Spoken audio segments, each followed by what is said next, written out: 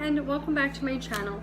So I have had many requests on making a kind of a guide, a beginner's guide to frugal living.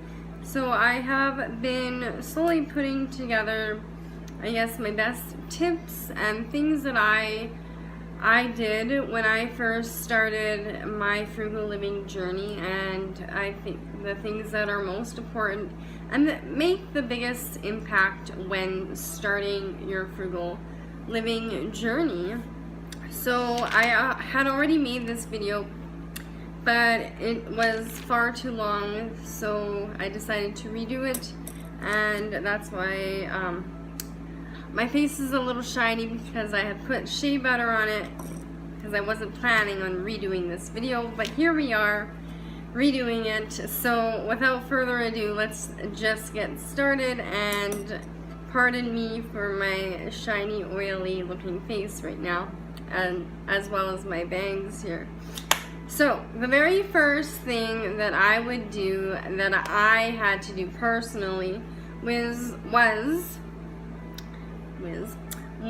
to start tracking every single last penny that was coming in and that was going out. And this is to see where you stand, and because if you have no idea what you're spending your money on or where your money is coming from, then you need to sit down and do that. This way you can actually make some kind of plan regarding where you're spending, what your spending habits are. So definitely start doing that, and it also will kind of make you not want to spend a whole lot of money knowing that you have to write it all down. This also goes for if you use debit, you use cash, you use Visa, you use PayPal, whatever. Track all the money from all the different resources and all the money that is coming in from maybe investments, small side hustles, your main job. Yeah, everything from everywhere, you want to track it down. And even if you only, bought a 5-cent candy, you're gonna want to write that 5 cents down. So again, every last penny coming in and going out. Number 2, and the rest of them are in no particular order. Second one is if you think you need something,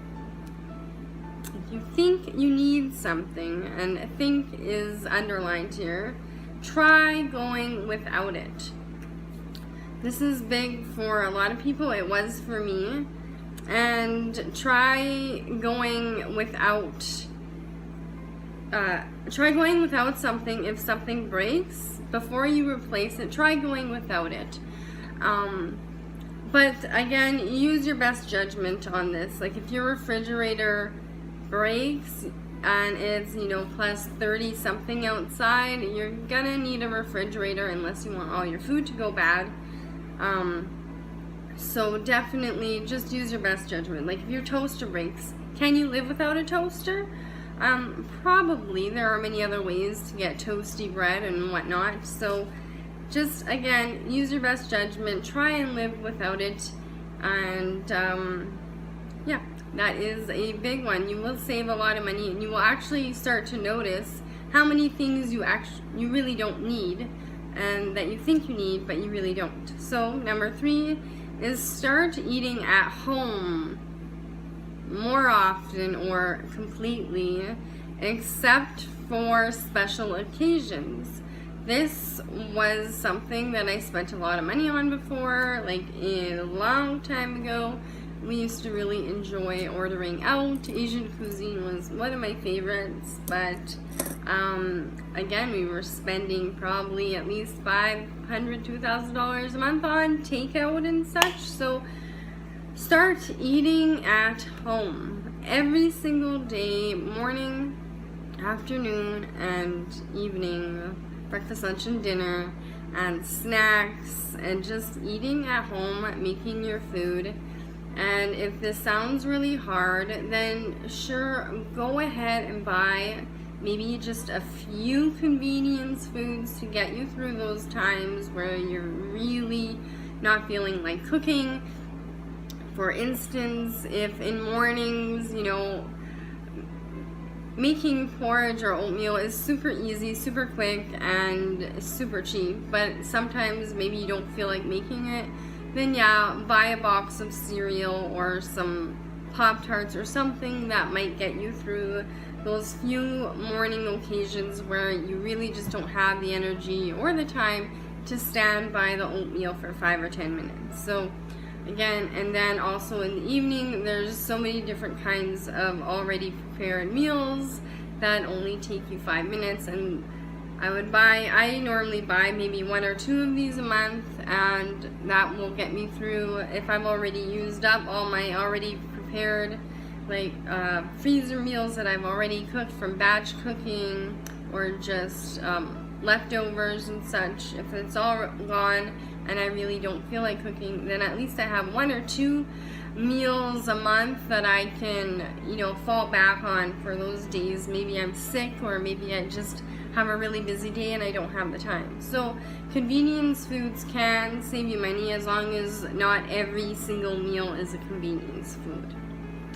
Number 4, have multiple different ways of saving money. So for instance, I have my piggy banks where I collect all my change. I have an emergency fund where I put a little bit of money in whenever I make money, so that if I need cash right away for something, I don't have to go to the bank and spend money on gas to go there and to come back, and maybe even a fee for taking money out. At least I have something on hand. I also have just a regular savings account, a high interest savings account, a tax-free savings account. I have separate investments, and I also have an RR, which is a registered retirement savings plan for myself. And a long time ago I opened an RESP, which is a registered education savings plan for my daughter, but I don't contribute to that anymore. Now the government just puts in bonds for that. So that is something that I might do a video on, but it's definitely worth it to open one of those, even if you don't plan on contributing to it.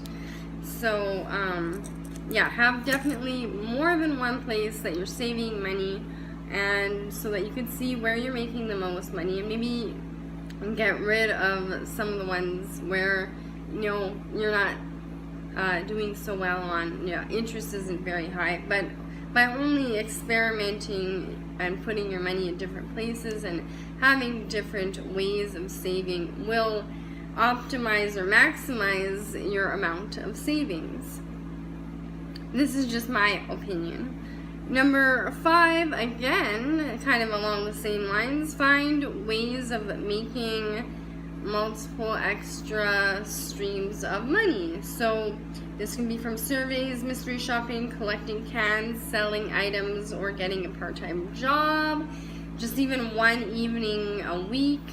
You can even make things to sell. There's so many different ways of making money, and I have done all of those things I listed. Even if you're only making $5 extra a week, that's still $20 a month, which is $260 a year.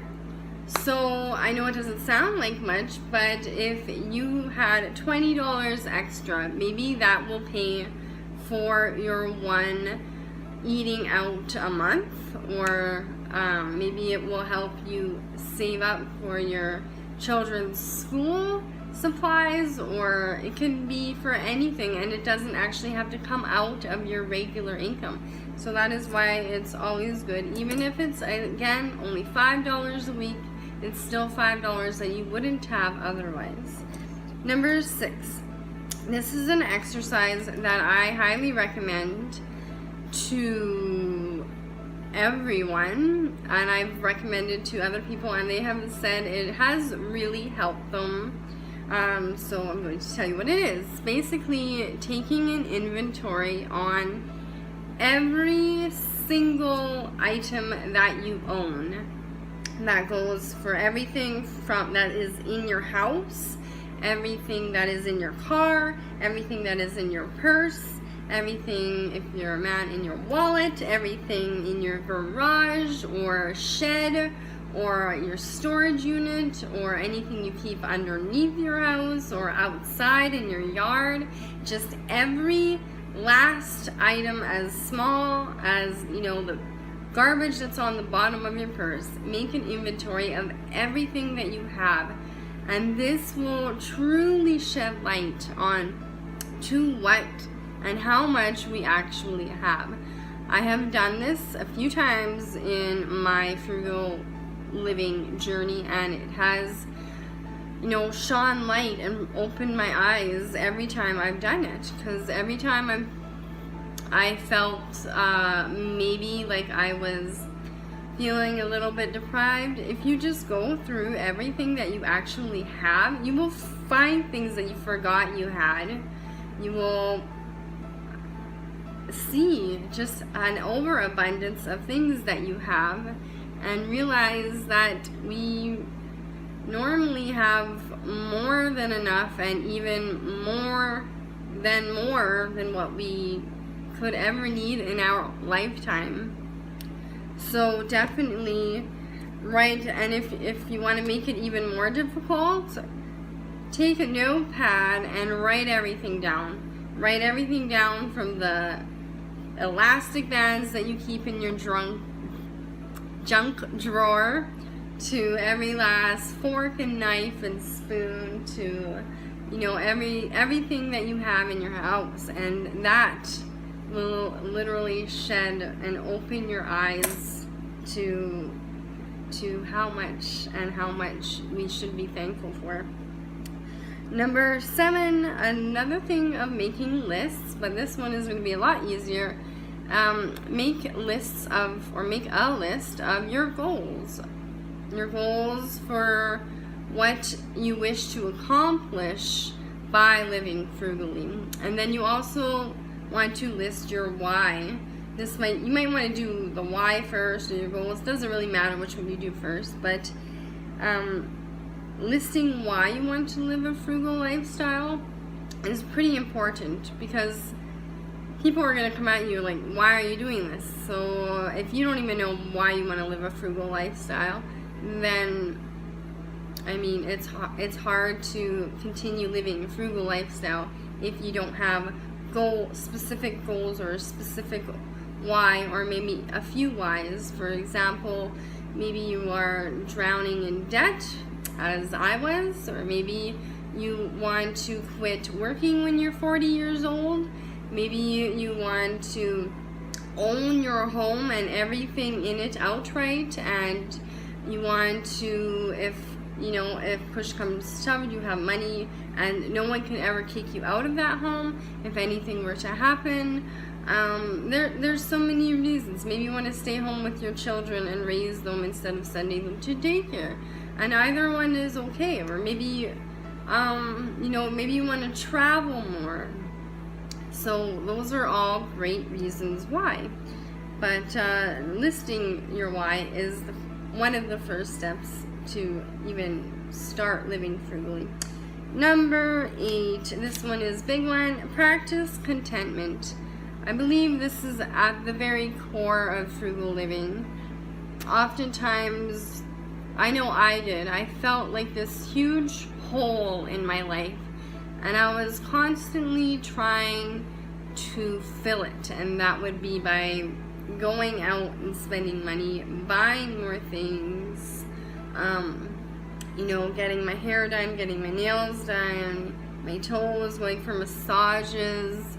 And although all of those things are really great and lots of fun, and they did bring me momentarily joy, they definitely did not bring me long time joy. Like I said, it was very momentarily, and I still wasn't happy at the end of the day. So being thankful for having one shirt and one pair of pants is more than enough. You could wash it every day and wear the same outfit and, switch it up with accessories. But most of us probably have more than one shirt and one pair of pants. So, but I'm just using that as an example. If that's all you had, we should be thankful for that. If we have even a little bit of food in our fridge and a freezer, we should be thankful for that. If we have even $5 in our bank account that was left over from paying all our bills, we should be thankful for that $5. If we have a home that we can walk into and be sheltered from the cold or the heat, we should be thankful for that. Being thankful and practicing contentment is probably, like I said, the core to living a happy life, and also is the core of frugal living. I don't think anyone can actually truly be happy if they are not content with their life. So that's number 8. And number 9 is start reading, researching, watching videos, YouTube videos, reading blogs, going to the library, anything and everything on frugal living. I don't think there is anything that you could read. You cannot read or research more than enough on frugal living, because there is so much out there. Even if it is repetitive, sometimes we need that repetitiveness so that it kind of gets ingrained into our brains, right? Because reading something once, we often forget it. So read, research, watch, all on frugal living. It is awesome. And the last one I'm going to list today is make frugal living a game and change your perspective of frugal living. It is, if you make it fun and think of it not as the life of deprivation, but think of it as, a fun game, and every day you are learning more. You're learning to be happier. You're learning to use what you have. You're learning contentment, and you are maybe saving money every day by not doing things, and then that right there in itself is a game. How much money did I save today by not going out for coffee this morning and bringing my own lunch and maybe walking to work and do that and add it all up every day? How much did you save? That in itself is a game. Or maybe if you switch from name brands to generic, make that a game. How much did I save? Or maybe if you cut, like I said, cut things out, make it a game and change your perspective. We can still be happy and completely fulfilled by living a frugal life and absolutely have no feeling of deprivation. We can do our own nails and do our own facials and get someone else to massage our back for 5 minutes and still get all the lovely perks of going out and spending $300 and getting our hair done but doing it at home. Yeah, so that's my last tip for today. I will continue tomorrow. And again, this video got quite long. Again, I apologize for that, but as always, I thank you so much for watching, and I hope you have a frugabulous day. And until the very next video, I love you and thank you so much again. Bye!